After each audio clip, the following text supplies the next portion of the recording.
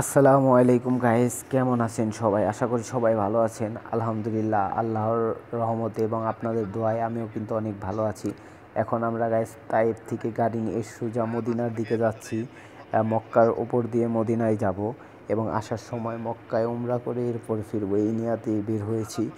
এবং আলহামদুলিল্লাহ, সৌদি আরব কাজের উদ্দেশ্যে আসার পাশাপাশি কিন্তু সৌদি আসার মনে যে একটা আকর্ষণ, এটার মেন কারণ থাকে যেহেতু আমরা মুসলিম, তো মক্কা মদিনায় ভ্রমণ করা সেই আশাটা আল্লাহ তাআলা কবুল করেছে। এই জন্য গাইস অবশ্যই আমি নিজেকে ভাগ্যবান মনে করি। তো ফাইনালি আমি এখন মদিনার উদ্দেশ্যে বেরিয়েছি আমরা। তো যাচ্ছি মদিনার উদ্দেশ্যে, আপনাদের সবাইকে আশা করি কিছুটা মদিনার ঝলক দেখাতে পারবো এবং সেজন্য গাইস এই ভিডিওটা মূলত করা। তো এখন আমরা তাইফ সিটি থেকে বেরিয়ে আসছি। তো সোজা যাচ্ছি, পুরো ভিডিও কিন্তু করে দেখানো সম্ভব হবে না, এই জন্য আমি কেটে কেটে দেখাবো। তো আস্তে আস্তে আমরা চলে আসলাম একটা মাহাত্তায়। এখন গাইস এখানে আমরা মাগরিবের নামাজটা সেরে নিব, কারণ মাগরিবের নামাজের ওয়াক্ত হয়ে গেছে আর আশেপাশে রাস্তায় অনেক দূরে দূরে মাহাত্তাগুলো রয়েছে। আর যদি আমরা এখানে নামাজটা সেরে না নেই তাহলে কিন্তু গাইস পরবর্তী যে মাহাত্তা রয়েছে সেটা আস্তে আস্তে হয়তো বা নামাজের ওয়াক্ত চলে যাবে, কারণ এটা লং রুট। তো আমরা ফাইনালি নামাজ টামাজ সেরে আবার বেরিয়ে পড়েছি। তো বেরোতে বেরোতে গাইস গাড়ি দিয়ে শুধু চলেই যাচ্ছি মদিনার দিকে। বাট গাইস রাস্তা কিন্তু অনেক লং সত্যি, আর গাড়ির স্পিডটাও কিন্তু অনেক টপ। যদি আপনার আশেপাশের দৃশ্যগুলো দেখেন তাহলে কিন্তু অসাধারণ লাগছে এই জায়গায়, কারণ চারদিকে অন্ধকার, শুধুমাত্র রাস্তার যে আকার সেটাই কিন্তু দেখা যাচ্ছে, এক কথায় অসাধারণ। আর এই রুটে গাইস গাড়ির টপ স্পিড হচ্ছে 140 কিলোমিটার/আওয়ার। তো আশা করি আপনারা বুঝতেই পারছেন যে কী ধরনের স্পিড দেওয়া রয়েছে এই রুটে, এই লং রুটে গাইস। এটা হচ্ছে মদিনা হাইওয়ে রুট। তো ফাইনালি কিন্তু আমাদের গাড়িও প্রায় 130+ স্পিডে চলছে। তো আমরা মদিনার দিকে চলেছি। তো আশা করি আজকে রাতের ভিতরে গাইস মদিনায় গিয়ে পৌঁছাতে পারবো এবং মসজিদে নববী এবং হযরত মুহাম্মদ সাল্লাল্লাহু আলাইহি সাল্লামের রওজা মুবারক দেখতে পারবো। আপনাদেরকেও অবশ্যই দেখাবো ভিডিও করে। তো গাইস পুরো ভিডিওটা দেখতে থাকুন এবং ভিডিওর সাথেই থাকুন। তো ফাইনালি কিন্তু গাইস আমরা মদিনার ভিতরে প্রবেশ করে ফেলেছি। এখানে চেকপোস্ট ছিল মদিনার, তো সেই জন্য কিন্তু মদিনায় প্রবেশের পথে ভিডিও করিনি। কিন্তু এখানে এসে আমাদের সাথে একটা কাহিনী হয়ে গেছে, এই জন্য কিন্তু আমরা এই সুন্দর একটা হাইওয়েতে নামতে পেরেছি।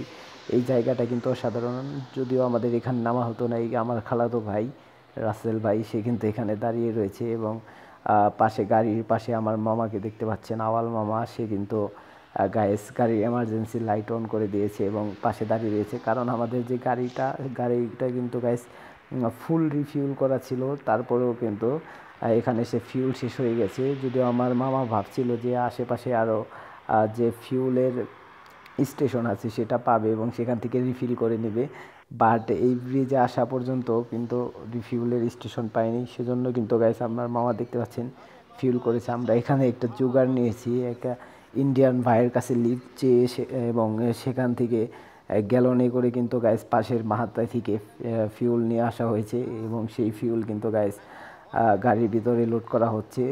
ফিউলটা ওই পরিমাণে নিয়ে আসা হয়েছে যাতে আমরা ওই মাহাত্তা পর্যন্ত গাড়ি চালিয়ে যেতে পারি। তো রিফিল শেষ হয়ে গেলে কিন্তু আমরা আবারও মদিনার উদ্দেশ্যে বের হব। ফাইনালি রিফিল শেষ করে প্রায় 20 মিনিট গাড়ি চালানোর পর কিন্তু আমরা মসজিদে নববীর যে মিনার রয়েছে সেটা কিন্তু দেখতে পাচ্ছি। আলহামদুলিল্লাহ, মদিনার মুনাওয়ারায় পৌঁছে গেছি অলরেডি। এখন আমরা প্রথমে হোটেলে যাব এবং হোটেলে যাওয়ার পরে গাড়িটা সেখানে হোটেলে পার্কিং করে এরপরে ফ্রেশ হয়ে কিন্তু মদিনায় পায়ে হেঁটে যাব, কারণ এখান থেকে কিন্তু মসজিদে নববী এবং মদিনায় হযরত মুহাম্মদ সাল্লাল্লাহু আলাইহি সাল্লামের রওজা শরীফ অনেক কাছে, আমরা অনেক কাছে চলে আসছি। আর এর বাইরে যদি গাইস আমরা আরও বেশি গাড়ি নিয়ে যাই কিন্তু সেখানে থাকার সেরকম ব্যবস্থা নেই, আর অনেক কস্টলি 5 স্টার হোটেলগুলো। আপনারা অবশ্যই যারা মদিনায় আসছেন তারা জানেন। তো ফাইনালি আমরা কিন্তু গাইস একটা বাঙালি হোটেলে চলে আসছি। এখানে আপনারা যদি লক্ষ্য করে দেখেন, এখানে কিন্তু গাইস হোটেলের যে কর্তৃপক্ষ আছে তারা সবাই বাঙালি এবং এরিয়াটা অনেক সুন্দর হোটেলের। তো আমরা প্রবেশ করছি এই হোটেলে। তো আমার মামা এর আগে পরে অনেকবার কিন্তু মদিনায় আসছে, সেই জন্য সে সব কিছুই জানে। ফাইনালি কিন্তু আমাদের সব কাজ কমপ্লিট এবং হোটেলে বুকিং করা কমপ্লিট হয়েছে। এখন আমরা হোটেল রুমে যাচ্ছি, আমাদের যে রুম নেওয়া হয়েছে সেই রুমে যাচ্ছি। এবং রুমে যাওয়ার পরে সেখানে ব্যাগ ট্যাগ রাখবো, দেখতে পাচ্ছেন। আর রুম মানে হোটেলের অবস্থাটা সত্যি একটা গ্লোব ধাঁধার মতো। আর চারদিকে শুধু রুম আর রুম, আর বুঝতেই পারছেন এটা এমন একটা এরিয়া যেখানে কিন্তু প্রচুর পরিমাণে লোক আসে এখানে থাকার জন্য, এই জন্যই কিন্তু হোটেলগুলোকে সেভাবেই তৈরি করা হয়। তো ফাইনালি কিন্তু আমরা আমাদের রুমে চলে আসছি।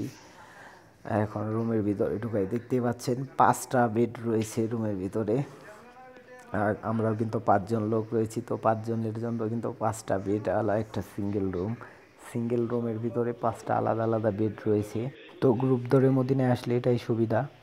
তো ফাইনালি কিন্তু গাইস রুমে ব্যাগ টেক রেখে এখন আমরা চলে যাচ্ছি পায়ে হেঁটে হেঁটে মসজিদে নববীর দিকে, এবং মনটা কিন্তু অনেক টানছে মসজিদে নববীতে যাওয়ার জন্য।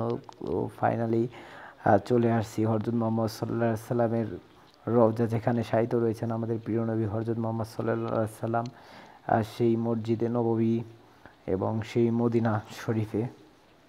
তো দেখতে পাচ্ছেন এখানে কিন্তু সব মানুষই প্রায় হেঁটে হেঁটে মদিনার দিকে যাচ্ছে, কারণ এই মদিনার যে এরিয়া সেটা কিন্তু অনেক বড় এরিয়া।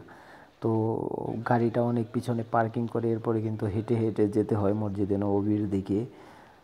তো দেখতেই পাচ্ছেন অনেক মানুষ কিন্তু রয়েছে আশেপাশে, হেঁটে হেঁটে যাচ্ছে। এখন প্রায় রাত 12টার উপরে বাজে। তো এই সময় কিন্তু এত মানুষ থাকার কথা না রাস্তায়, বাট এখানে কিন্তু আপনি সারা রাত মানুষ দেখতে পাবেন কম বেশি। বাট দিনের সময় কিন্তু মানুষ আরও বেশি পরিমাণে থাকে। তো ফাইনালি চলে যাচ্ছি। এখন কিন্তু মদিনা ফটো ফ্রেম পর্যন্ত চলে আসছি। এখানে দেখতে পাচ্ছেন একটা ফটো ফ্রেম রয়েছে সাইডে, লোকজন সেখানে ছবি তুলছে। আর সামনে যে 2টা মিনার দেখতে পাচ্ছেন সেটা হচ্ছে মসজিদে নববীর মিনার, আর ওইটাই কিন্তু গাইস মদিনা শরীফ। ওখানেই কিন্তু হযরত মুহাম্মদ সাল্লাল্লাহু আলাইহি ওয়াসাল্লামের রওজা রয়েছে। এখানে দেখতে পাচ্ছেন অ্যাম্বুলেন্স যাচ্ছে, কিন্তু এখানে কিন্তু গাইস লোকাল কোনো গাড়ি নেই, শুধু মেডিকেল এমার্জেন্সির জন্য অ্যাম্বুলেন্স আছে এবং পুলিশের গাড়ি দেখতে পাচ্ছেন। চেকিং যদি কাউকে সন্দেহজনক মনে হয় তাহলে কিন্তু এখানে চেকিং হয়, সেই জন্য এখানে পুলিশ মোতায়েন রয়েছে। ফাইনালি কিন্তু হাঁটতে হাঁটতে মসজিদে নববীর এরিয়ার ভিতরে চলে আসছি। এখন দেখতে পাচ্ছেন সামনে মসজিদে নববীর কিন্তু গেট দেখা যাচ্ছে, আর উপরে দেখতে পাচ্ছেন ছাতা ফোটানো রয়েছে। এই ধরনের ছাতা কিন্তু মক্কা মদিনায় অনেকে হয়তো বা টেলিভিশনে দেখেছেন, আবার যারা মক্কা মদিনায় আসার ভাগ্য হয়েছে তারা কিন্তু বাস্তবে দেখেছেন এই ছাতাগুলো সম্পূর্ণ। কারণ গাইস দিনে নামাজের সময় কিন্তু এই সম্পূর্ণ জায়গাটা ভরে যায়, সেই জন্য কিন্তু এই সিস্টেম করে দেওয়া হয়েছে যাতে মুসল্লিদের রোদে কষ্ট না হয় এবং রাতের বেলা যে উশ পড়ে সেটা কিন্তু সমস্যা না হয়। এখানে দেখতে পাচ্ছেন এখানে কিন্তু খাবার পানির ব্যবস্থা রয়েছে, কারণ মানুষ দূর দূরান্ত থেকে আসে এবং তৃষ্ণার্ত হয়ে যায়, তাহলে এখান থেকে পানি পান করতে পারবে। এখানে কিন্তু গ্লাস রাখা রয়েছে এবং সাথে একটা কল দিয়ে দেওয়া হয়েছে পানি পান করার জন্য। অনেকেই কিন্তু মনে করে যে এখানে কিন্তু জমজমের পানি রয়েছে, আসলে এটা মূলত জমজমের পানি না, এটা নর্মাল পানি, খাবার পানি। আর জমজমের পানি কিন্তু মসজিদে নববীর ভিতরে রয়েছে। তো এখন আমরা মসজিদে নববীর গেটের ভিতর দিয়ে প্রবেশ করেছি ফাইনালি মসজিদে নববীর ভিতরে। অসাধারণ একটা অনুভূতি, মসজিদে নববীর ভিতরে প্রবেশ করেছি। এখানে অনেকে হয়তো বা নামাজ পড়ছে এবং দেখতে পাচ্ছেন আশেপাশে অনেক মুসল্লি রয়েছে। এখন প্রায় অনেক গভীর রাত, সেই জন্য কিন্তু মুসল্লি কিছুটা কম, নামাজের সময় পুরো এরিয়াটা ভরে যাবে মুসল্লিতে। তো দেখতে পাচ্ছেন অসাধারণ ডিজাইনে তৈরি করা হয়েছে এই মসজিদ, সত্যি অনেক সুন্দর, বলার কোনো ভাষা নেই, কি বলবো। তো দেখতে পাচ্ছেন এখানে কিন্তু কর্মরত মানুষ প্রায় 24 ঘন্টাই কিন্তু এখানে কাজ চলে। আর যারা কর্মরত রয়েছে, এখন আমরা আস্তে আস্তে কিন্তু হযরত মুহাম্মদ সাল্লাল্লাহু আলাইহি সাল্লামের রওজা মোবারক জিয়ারতের উদ্দেশ্যে সেদিকে এগো। সো আমরা এখন মসজিদে নববীর আরেক পাশ দিয়ে বেরিয়ে আসছি এবং হযরত মুহাম্মদ সাল্লাল্লাহু আলাইহি সাল্লামের রওজা মোবারকের দিকে এগিয়ে যাচ্ছি। হযরত মুহাম্মদ সাল্লাল্লাহু আলাইহি সাল্লামের রওজা কিন্তু মসজিদে নববীর বাইরেই অবস্থিত। তো তার চারপাশ দিয়ে কিন্তু এখন মসজিদে নববীর এরিয়া করে দেওয়া হয়েছে। এক গেট দিয়ে ঢোকার পরে বেরিয়ে অন্য গেট দিয়ে যেতে হয়। তো এখানে দেখতে পাচ্ছেন একজন কিন্তু তার বাগানের খেজুর নিয়ে আসছে এবং সেগুলো গাইস যারা মদিনা ঘুরতে আসছে তাদেরকে কিন্তু গাইস ফ্রিতে খাওয়াচ্ছে। দেখতে পাচ্ছেন তার ছোট্ট একটা মেয়ে অনেক কিউট, সে তাকে কিন্তু নিয়ে দাঁড়িয়ে আছে। তো আমরা এখান থেকে কিছু হাদিয়া খেজুর গ্রহণ করলাম। খেজুরগুলো সত্যি কিন্তু অসাধারণ, অনেক মিষ্টি। সো এরপর আমরা কিন্তু এগিয়ে যাচ্ছি হযরত মুহাম্মদ সাল্লাল্লাহু আলাইহি সাল্লামের রওজা মুবারকে। সো মেন যে মসজিদে নববী সেটা কিন্তু আমরা এখন দেখতে পাচ্ছি সামনে, সবুজ সেই গম্বুজ বিশিষ্ট, যেখানে আমার প্রিয় নবী হযরত মুহাম্মদ সাল্লাল্লাহু আলাইহি সাল্লাম নামাজ পড়াতেন, এবং যার পাশেই কিন্তু তার রওজা মুবারক অবস্থিত। তো আমরা তার রওজা জিয়ারতের উদ্দেশ্যে সেদিকেই কিন্তু যাচ্ছি।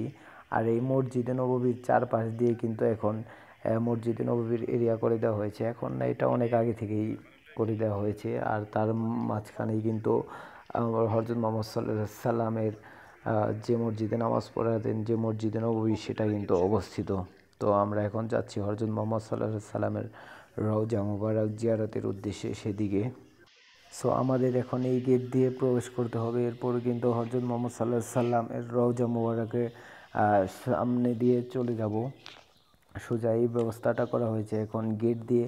তো এই চারপাশে যে মসজিদে নববী তৈরি করা হয়েছে বিশাল বড় করে, কারণ এখানে অনেক মুসল্লি আসে এবং সবার নামাজ আদায় এবং ইবাদত করে, হযরত মুহাম্মদ সাল্লাল্লাহু আলাইহি সাল্লামের রওজা মুবারক জিয়ারত করে। তো পুরোটাকেই মসজিদ তৈরি করে দেওয়া হয়েছে। তো আমরা এখন যাচ্ছি হযরত মুহাম্মদ সাল্লাল্লাহু আলাইহি সাল্লামের রওজা মুবারকের দিকে, যেটা মসজিদে নববীর পাশেই ছিল। তো এটা কিন্তু এখন মসজিদে নববীর ভিতরে পড়ে বললে চলে। তো ফাইনালি যাচ্ছি, দেখতে পাচ্ছেন আরও অনেক মানুষ এখানে রয়েছে। রাত গভীর বিদায় কিন্তু গাইস এখানে তেমন ভিড় নেই। আর অনেক এরিয়া কিন্তু কাপড় দিয়ে আটকিয়ে দেওয়া হয়েছে, কারণ এখানে অনেক মানুষ ইবাদত বন্দিগি করছে, সেজন্য তাদের সামনে দিয়ে যাওয়া, তাদের ইবাদত বন্দিগিতে ডিস্টার্ব করার কারো রাইট নেই, সেজন্য কিন্তু এরিয়াগুলো আটকে দেওয়া হয়েছে। এখানে অনেক লোক রয়েছে এরকম যারা অন্য দেশ থেকে এসেছে কাফেলা করে, এবং সবাই কিন্তু এখানে ইবাদত বন্দিগি করছে। উমরা হজের উদ্দেশ্যে এসেছে, অনেকে হয়তো বা জিয়ারার উদ্দেশ্যে এসেছে।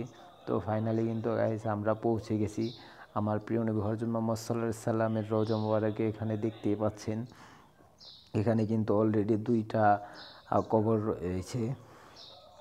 তো মাঝখানে যে বড় কবরটা দেখতে পাচ্ছেন, এটাই কিন্তু আমার প্রিয় নবী হযরত মুহাম্মদ সাল্লাল্লাহু আলাইহি সাল্লামের কবর। সে কিন্তু এখানে চিরনিদ্রায় শায়িত রয়েছে।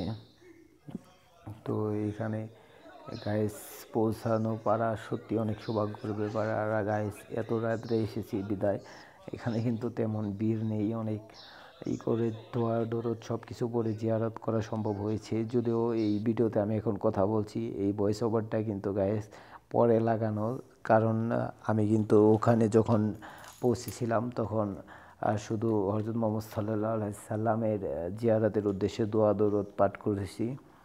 তো ফাইনালি আলহামদুলিল্লাহ হযরত মুহাম্মদ সাল্লাল্লাহু আলাইহি সাল্লামের রওজা মুবারক জিয়ারত করতে পেরে সত্যি আমি মন থেকে অনেক আনন্দিত। তো গাইস আপনারা যদি কখনো সম্ভব হয়, যদি মুসলমান হয়ে থাকেন, তাহলে অবশ্যই হযরত মুহাম্মদ সাল্লাল্লাহু আলাইহি সাল্লামের রওজা মুবারক জিয়ারত করার আশা মনে রাখবেন, কারণ আল্লাহ তাআলা আশায় কবুল করতে পারে সকল আশাই। তো সবার আশা কবুল করুক।